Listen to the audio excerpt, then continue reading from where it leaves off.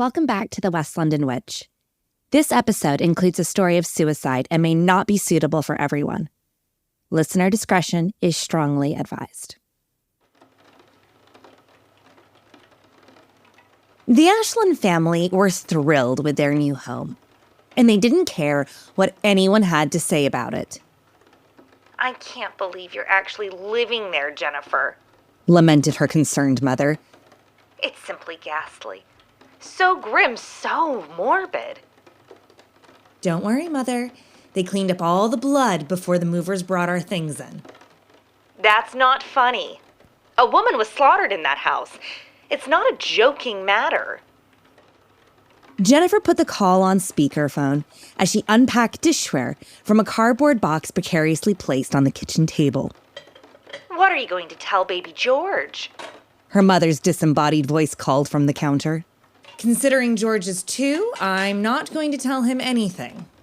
But one day you'll have to. That town's too small. Everyone will know about the crime. If you don't tell him, the children will.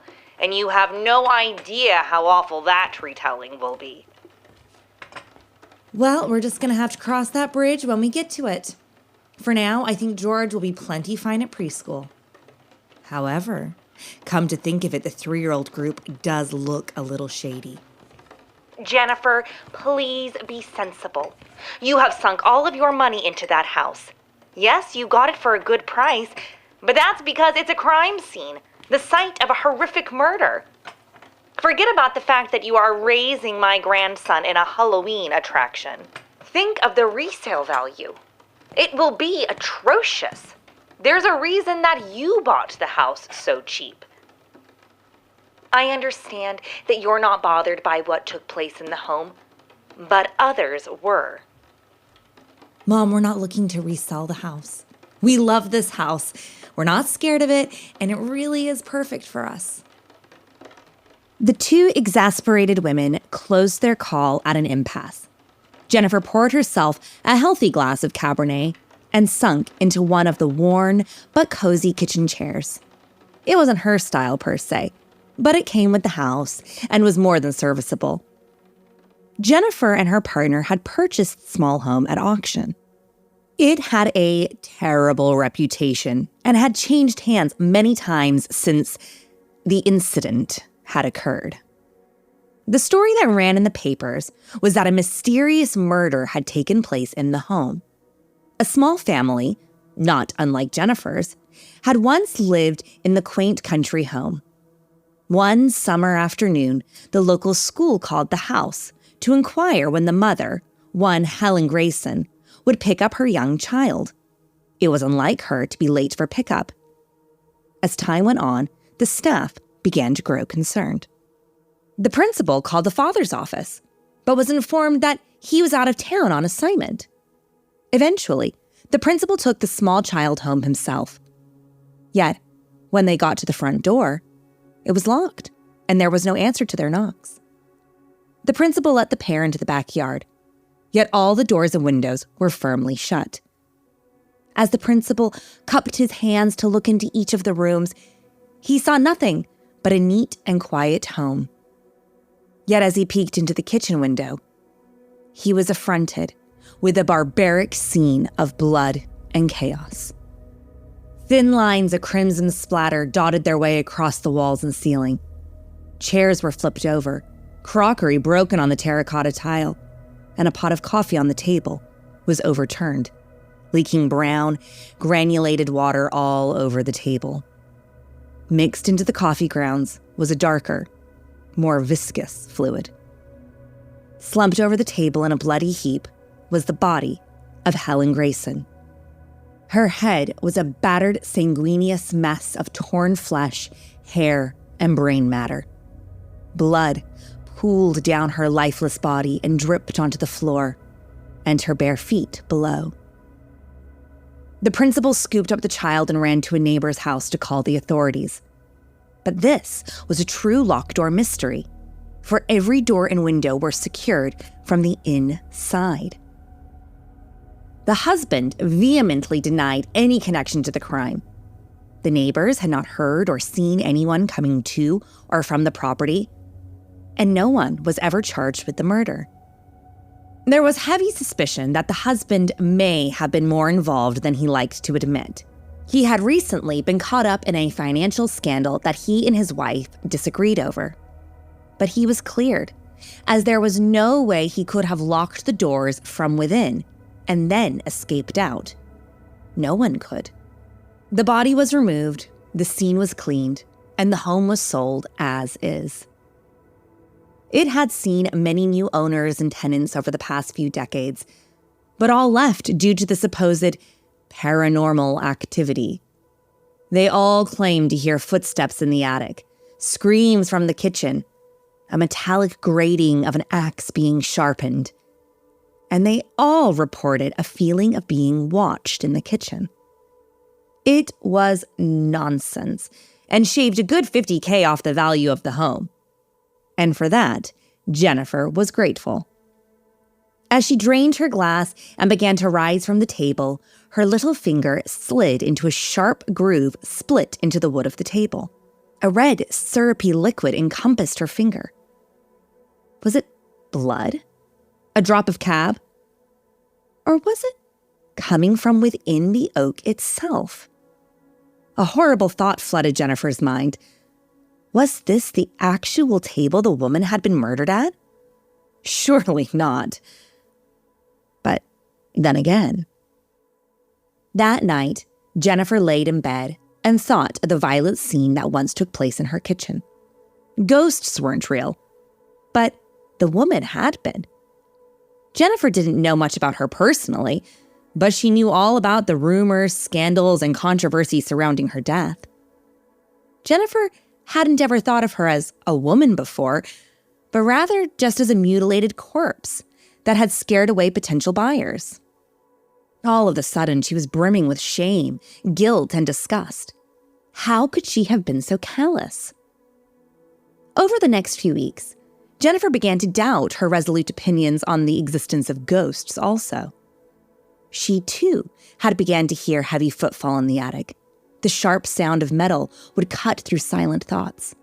The kitchen was perpetually cold and uncomfortable, and even little George had begun to act funny.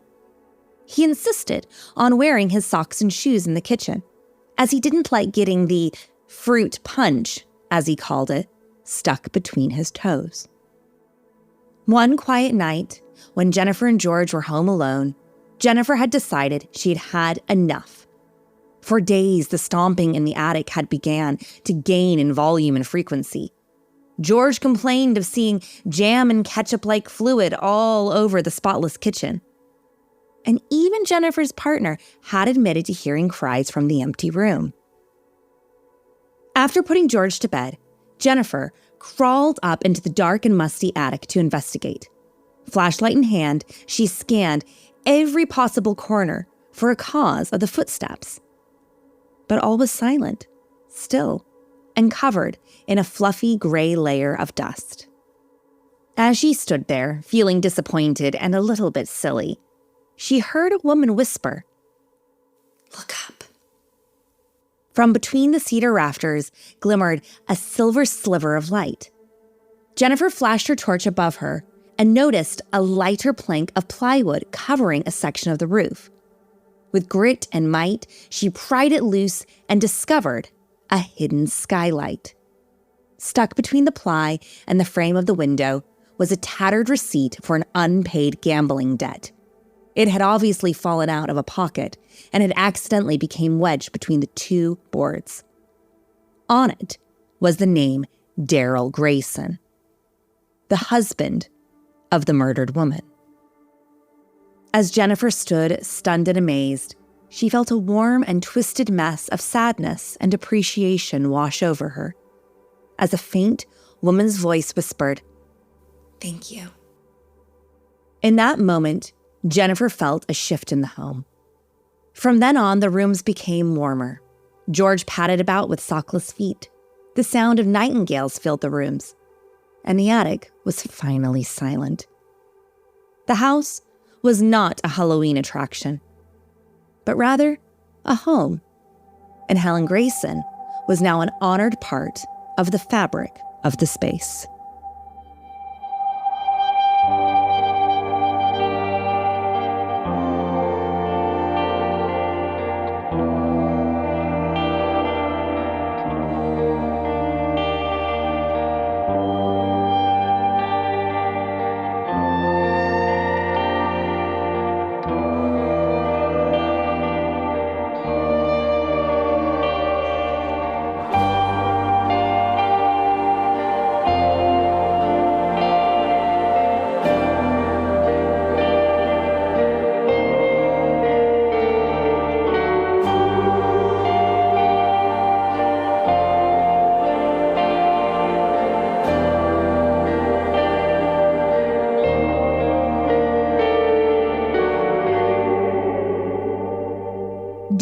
lie awake in bed at night and wonder, what is happening in the West London Witch Patreon?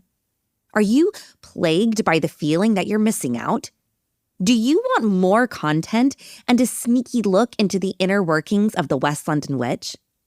Well, I just wanted to pop in and say that joining Patreon is super easy and affordable.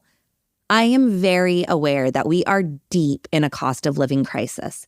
So for as little as $1, €1, £1 a month, you can unlock the entire West London Witch Patreon and gain access to loads of additional content that you will never experience here on the main show. Patreon is a place where I share extra special interviews, behind-the-scenes stories and gossip, and answer your questions. And in return, you're also helping support the show as we work to share with you the best storytelling at the highest studio quality. So come join us at patreon.com/The West London Witch.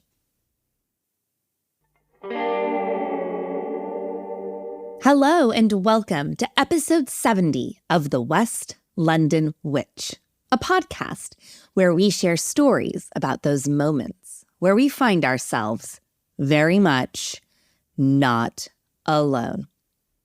4 years ago, while scouring the internet for people, places, and organizations to interview for the podcast, I found myself on the Facebook page of a paranormal research group in New England. The Eastern Connecticut Paranormal Society was a group ran by two mediums who had a passion for helping those who were experiencing unexplainable phenomenon.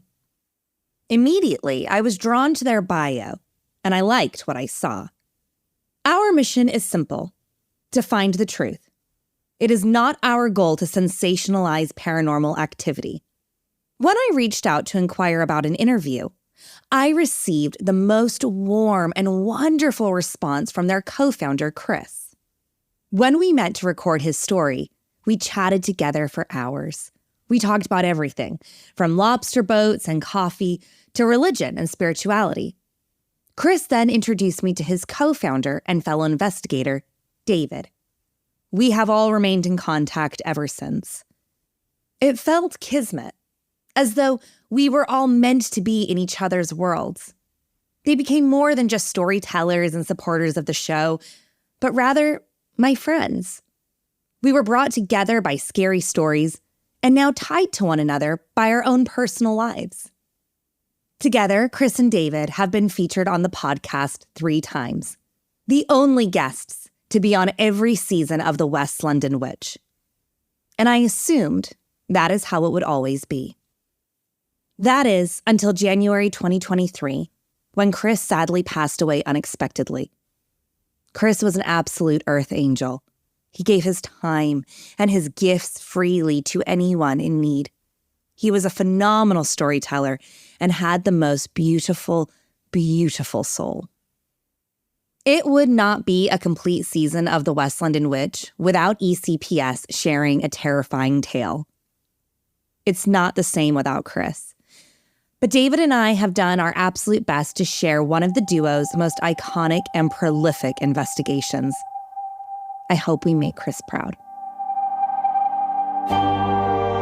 I'm Rebecca Strazina, and this is The West London Witch, Episode 70, The Milford Mystery.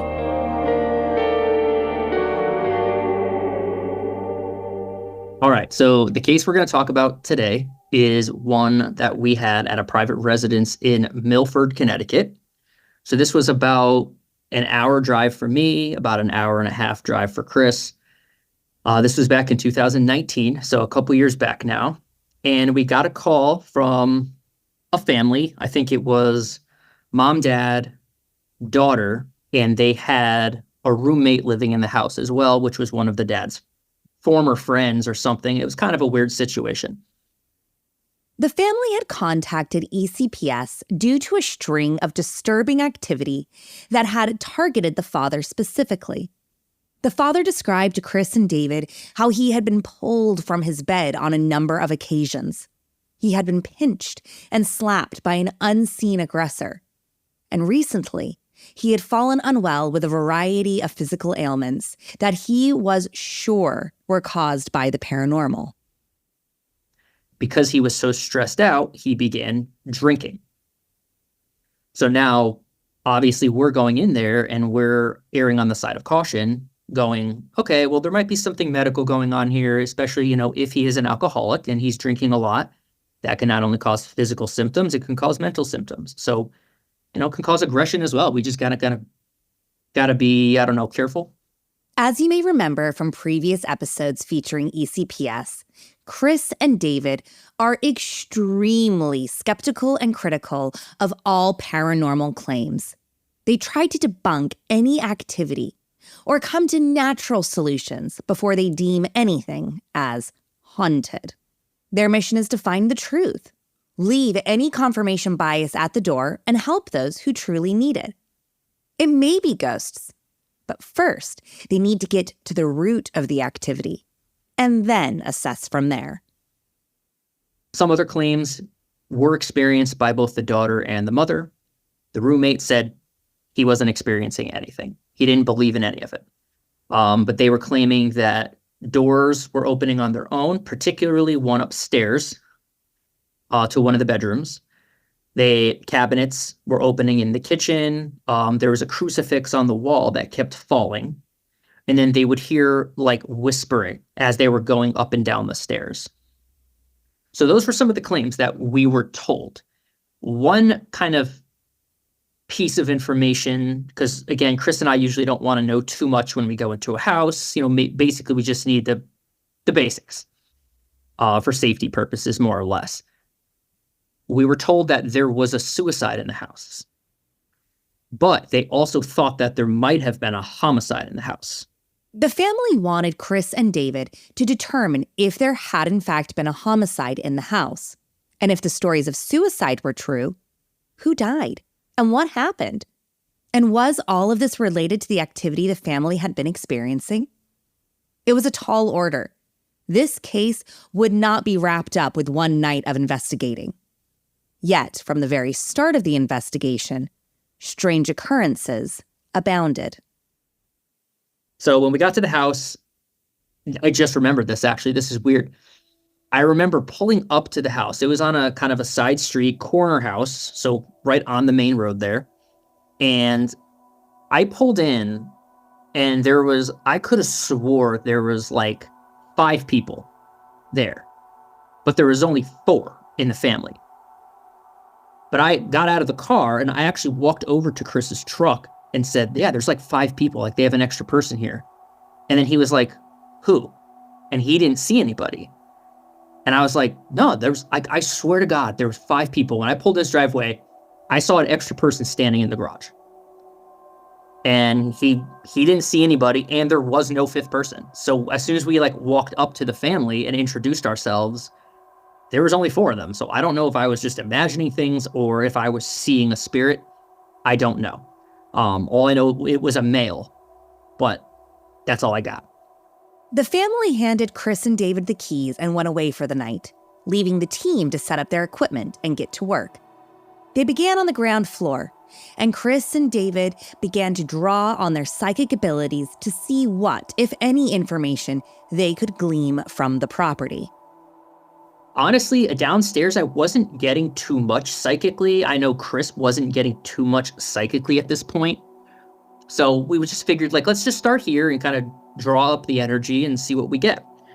And we, instantly started getting responses, both EVP and through our spirit box.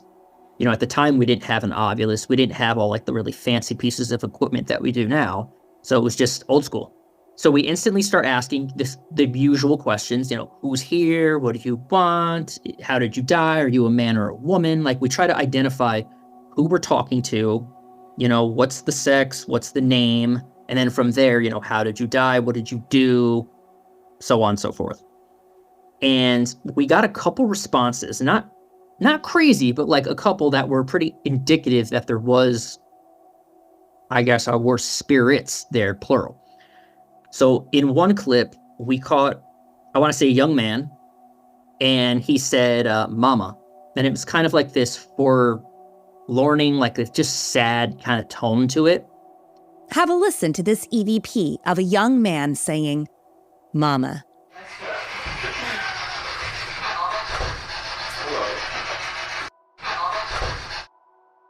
And we just kept asking questions, and we ended up asking what his name was, and we got the response, Frank.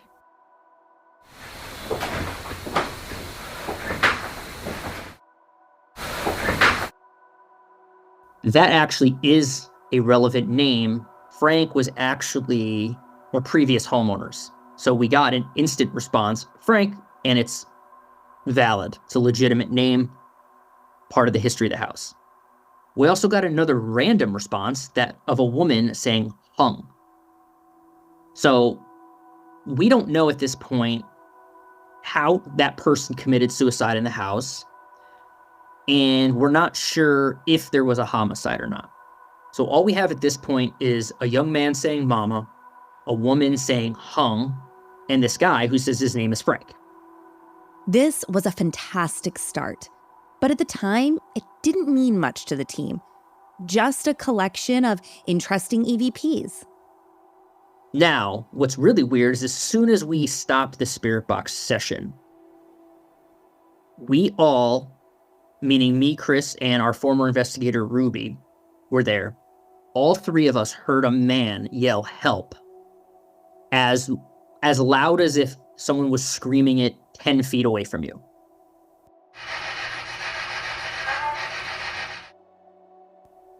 And we actually stopped the investigation because we legitimately thought that someone needed our help, and like right outside.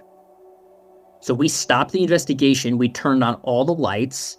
Chris and I actually like took flashlights, walked around the house, thought maybe someone came in. I mean, I don't know. The husband is a drinker. Maybe he's got friends. Maybe he came back and he's belligerent. Like, I don't know. We just had all these things going through our mind. And, yeah, we walked the perimeter of the house. We walked everywhere inside. We checked every room, closet, you name it. Nothing. So then we're like, okay, that was weird. And it happened right as soon as we turned our recorders off. So we were frustrated, to say the least. So then we're like, okay, let's try to debunk this. Chris goes outside and he yells, "Help," while we're inside in the same spot. Can't hear anything. Then he goes into the garage. He yells, "Help." Can't hear anything. He goes to the street, or like across the street, and he yells it. Can't hear anything. So we tried 3 different locations, inside the house and 2 outside the house at various distances. Can't hear anything from where we were standing. If Chris, David, and Ruby had all heard what they thought they heard, that means the yell would have had to come from within the home and near the general vicinity of the team. So we restarted the investigation and we went upstairs. We actually didn't get too much. I think it's because our energy was a little shifted from hearing someone yell help, and we were a little like, that was really exciting but really weird at the same time. So we're a little thrown off, but we did get responses indicating that the spirits were intelligent, so they knew who we were. For example, when asked about if they knew our names, they said Dave. Who do you want to talk to? And they would say Ruby. So they clearly knew we were there. They wanted to interact. So it was just our job to get the story. I think we ended the night that first time we were out there by asking if there was a non-human entity there and if we could speak to them. And someone answered no. You know who we are? Have you heard of us?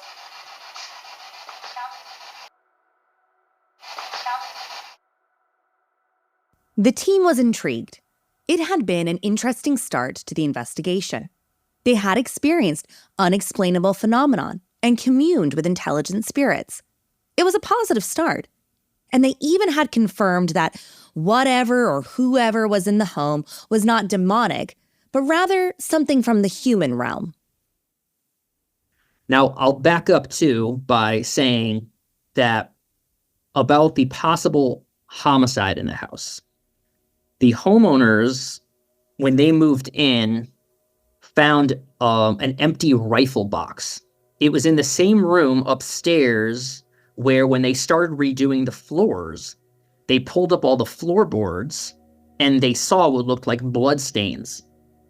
Now, naturally, I'm assuming they put two and two together. You find a rifle box and you find what looks like a blood stains on the floor. You kind of just go, oh, someone died here. So that's the theory that Chris and I were going with. We didn't really, make anything of it at this point. Again, we're the type, we let the evidence tell us what's going on, not the other way around. So we make the decision essentially that we have to go back. We figure there's a young boy there. Let's see what he wants. Like, who's your mom? What do you need her for? Are you in trouble? Or something going on? Do you want her to know something? So on the second visit, when we went back, I got a vision of a woman screaming. She was upstairs and she was screaming. And she was pounding on the door. And I'm like, that's weird. So again, remember I said there were 2 bedrooms upstairs. This particular bedroom was when you go up the stairs, you take a left. They're right there. It's a fairly small house. And that's the vision I got. And I'm like, that's weird. And then later on in the vision, she's yelling help.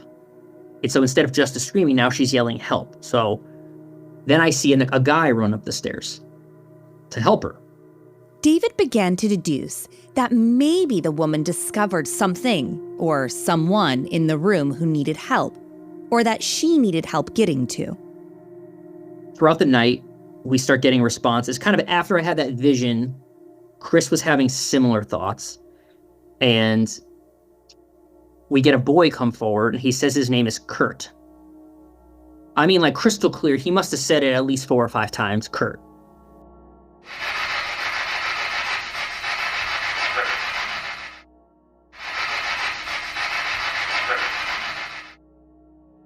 So we start, okay, your name is Kurt, tell us more, who are you, how old are you, things like that.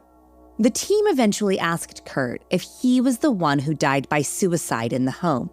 And Kurt replied, yes. They asked him why, what had happened, what had led to his death.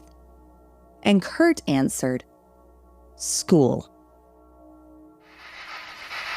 Kurt, why did you commit suicide?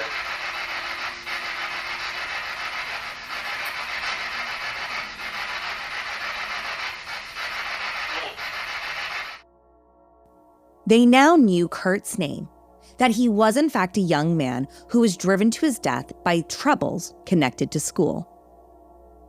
So we have a place to kind of start from, a place to research from.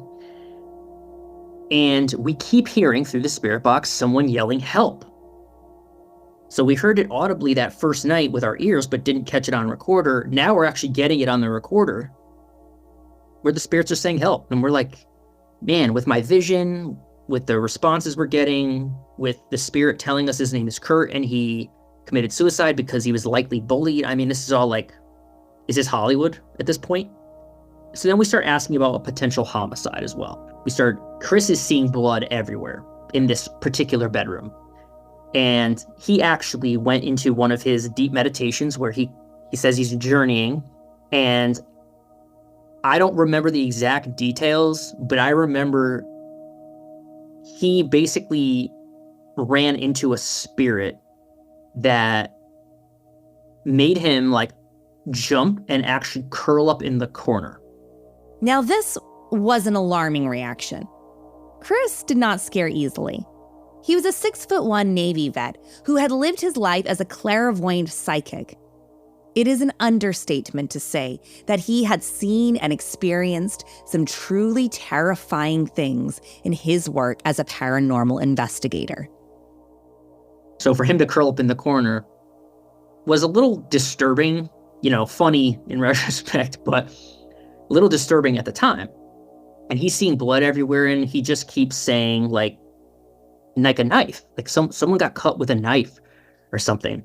And then later on in the night, sure enough, we did get a female who said knife through the spirit box, like clear as day.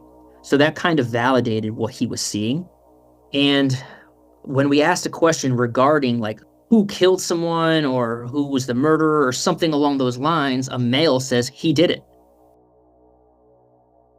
The team was totally baffled. They now believed Kurt was a young man who died by suicide. But this blood and knife were not connected to Kurt. So they asked, who died in this bedroom? And the spirit box blurted out the name, Sam. Kurt, who is the man who died here in this bedroom?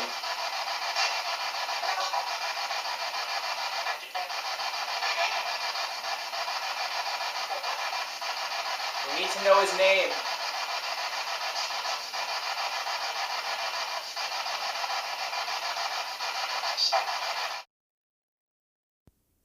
We're like, who the hell is Sam? At this point, we started our research based on the first investigation's responses. There was no Sam. But we could not find a Sam, Samuel, Samantha, nothing. So we're like, okay, maybe this is just a completely random response. But then Kurt came back, and he starts responding to us again. And we asked him, who found you like that? Because at this point, we're assuming he's the one who committed suicide. And he says, Mom. Who found you like that, Sam?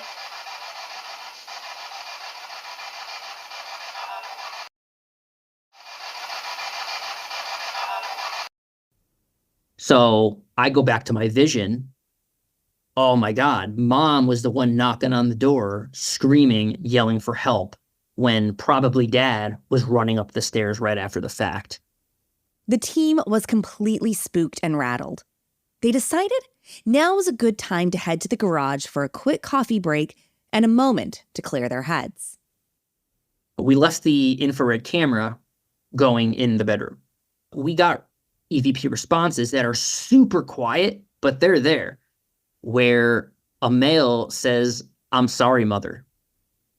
We actually believe we got an EVP of Kurt apologizing to his mother for that experience, basically, having to find him.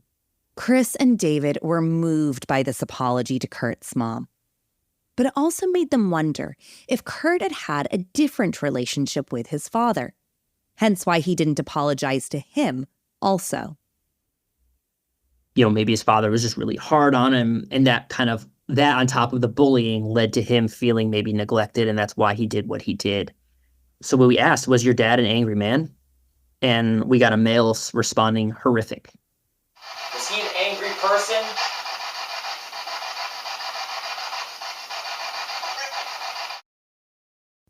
Essentially, our story, leaving the second investigation, was that there's a spirit named Kurt there who committed suicide, most likely by hanging himself. We weren't sure if he hanged himself from a rafter or the top of the door or by the doorknob or what it was, but we knew that his body was likely blocking the door. And that's why his mom was knocking on the door, screaming, couldn't get the door open, basically. Or, opened it a crack and then saw his body on the other side. And that's when she yelled for help to try to get the door open.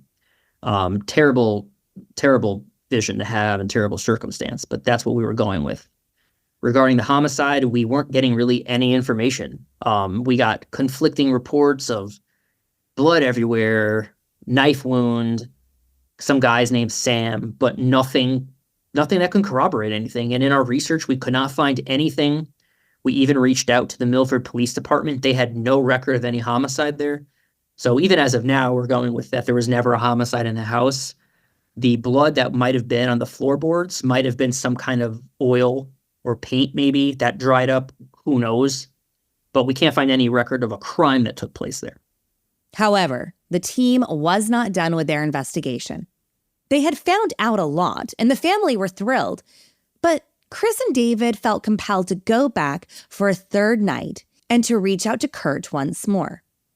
Before returning, they dug deep into the history of the home and discovered that Kurt was in fact a real person. Kurt Horner had died in the Milford home by suicide in 1969. His death was attributed to hanging. Chris continued diving into Kurt's past and actually found the contact information for a few of his friends. So Chris actually made a phone call to 3 brothers who I think are living all over the place. One of them was in Florida, though, and each of them kind of shared their personal stories about Kurt. they actually talked to us, which I was surprised because we really debated doing it because you're going to call a complete stranger and basically say, hey, remember that friend you had when you were, 17 years old? Kind of a awkward conversation. You don't really want to go there, but they were very receptive and gave us a lot of information. What they can recall about Kurt's suicide was that his family was kind of what they classified as a hippie style family. They were very like free loving and open and just, whatever. But the father was very strict. And mom was kind of like doted on her children. So I think Kurt felt very close to his mother, but dad wanted him to basically man up. And based on some of the responses we got and some of the psychic things we got, we actually think that Kurt was gay. And back in 1969, certain families would not be so receptive to that, especially his father. So we think that he was having these feelings, and I think he was a little bit more feminine, and he was getting bullied at school. And all of this combined, there might have been some abuse. We're not sure. We don't want to speculate. But all of this combined basically led to him doing what he did. Armed with the testimonies of the brothers, Chris and David returned one more time to the home. They wanted to give Kurt the opportunity to share his story with them. The third investigation basically just was more of a psychic, subjective experience. We didn't get too much information objectively, but Chris and I were getting tons psychically. So what happened was the family went grocery shopping one day, and the mom asked Kurt if he wanted to go. He said no. He would rather stay home, as most teenagers would. He was 17 when he died. And when they came home from grocery shopping, the mom went upstairs. She was calling his name. He wasn't answering. She went upstairs. She knocked on his door. No answer. So she went to go open the door, and that's when it opened just a tad, and she saw his body on the ground. So she started trying to barge into the bedroom, couldn't get in, and that's when she started screaming, calling for help, and she was calling her husband Frank to come up and help her get the door open. So it was chaotic, as you could imagine, and that's how they found him. And so we also discovered that we were there on the 50th anniversary of his death, like to the month. So going back to everything happens for a reason, we believe that we're called into these locations for a reason. Like, we're the team that's supposed to be there at that time. And we were there literally to the month that he did this 50 years prior. And truly, I mean, we were blown away. So we actually then contacted the Milford Police Department again. We got confirmation that this suicide occurred, and we got a picture of his gravestone. He's buried in Milford. Sure enough, there's I believe it's a peace sign on his gravestone. So what the friends told us was probably very accurate, considering, they said he kind of was a hippie family, or they had a hippie family, and then there's a peace sign on the gravestone. This brings us back to our original question. Why was the family all of a sudden experiencing paranormal activity? We think that Kurt wanted his story told. And sure enough, once we started sharing his story at presentations, to people like you on various interviews and podcasts, their activity completely stopped. They had no more activity whatsoever. The crucifix was not doing anything. The cabinets and doors weren't opening on their own anymore. The father actually started getting better. He wasn't drinking as much. Everything started kind of turning around. Now, I don't know exactly, if it was Kurt or other spirits causing the activity in the first place, or if it was just kind of the general energy that was causing things to happen. All I know is once we started sharing his story, activity completely stopped. The story of Kurt Horner is a tragic one. However, thanks to Chris and David, Kurt has not been forgotten.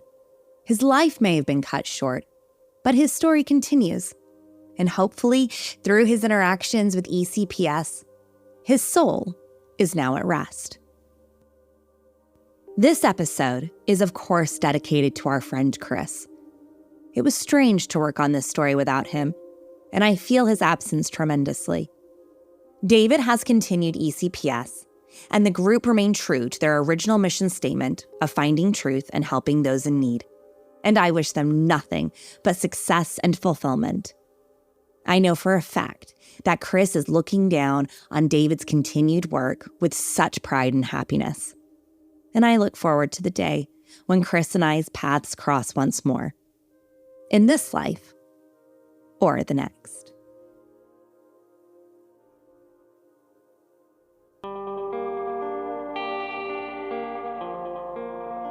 Do you have a spooky story you'd like to share?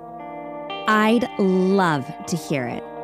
Drop me an email at thewestlondonwitch@gmail.com or find us on Instagram and Facebook at The West London Witch. If you enjoyed today's episode, don't forget to subscribe, rate, and review. And come and follow us for additional content on Instagram and Facebook. Until next time, merry meet, merry part, and merry meet again.